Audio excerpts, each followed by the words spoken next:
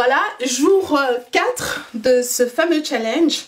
Le challenge parlez-nous, présentez-nous des romans qui vous ont influencé. Moi j'ai décidé de le faire en vidéo, en vous lisant un extrait chaque jour d'un roman qui m'a marqué.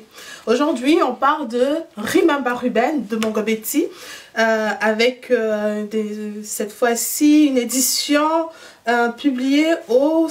C'est Les Serpents à Plumes, les éditions Le Serpent à Plumes, publiées en décembre 2002.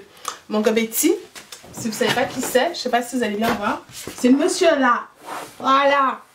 Il est grand, hein. Bon, je devais le montrer parce que je l'aime bien.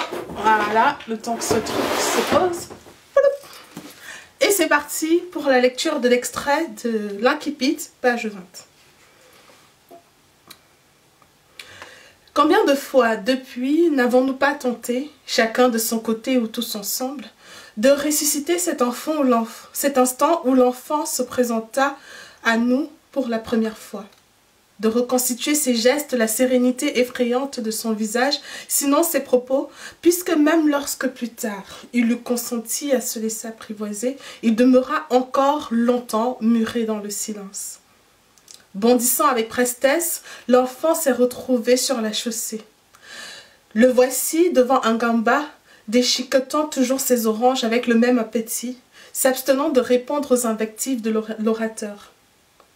Parmi nous, certains se figurent aujourd'hui qui considéra avec une curiosité méprisante un gamba qui en fut blessé au point de l'apostropher de plus belle aussitôt. Et plus tard de se montrer à l'endroit de Morzamba l'ennemi implacable que révélera la suite des événements. D'autres croient se souvenir que le jeune voyageur n'accordait même pas un regard à Ngamba, demeurant cependant immobile auprès de lui, comme si ses propos lui eussent inspiré un intérêt obscur, insaisissable pour lui-même aussi. S'il est vrai que le premier homme rencontré dans une cité inconnue en suggère, bon gré, mal gré, une image en harmonie avec son propre masque, quel effet dut avoir sur l'âme du jeune voyageur, à la porte des Koumdoum, l'apparition d'un Gamba, avec sa haute stature qu'une souffrance sournoise et familière, l'âge et la malignité avaient commencé à voûter, avec ses jambes longues et frêles, fichées dans 2 pieds larges comme des socles qu'en fait l'éléphantiasis, avec la commissure des lèvres blanchies par une fine écume, avec surtout ses yeux qui roulaient sans répit. Voici ce que nous retrouvons avec certitude. Sans doute vexé de voir ses pressants appels glisser sur l'enfant errant comme sans l'affecter d'aucune façon, un gamba, qui profère toujours des propos intempestifs, élevant sans cesse le ton, s'approche de l'enfant, fait mine de le prendre par la main comme un galopin qu'on a décidé de mener par la contrainte.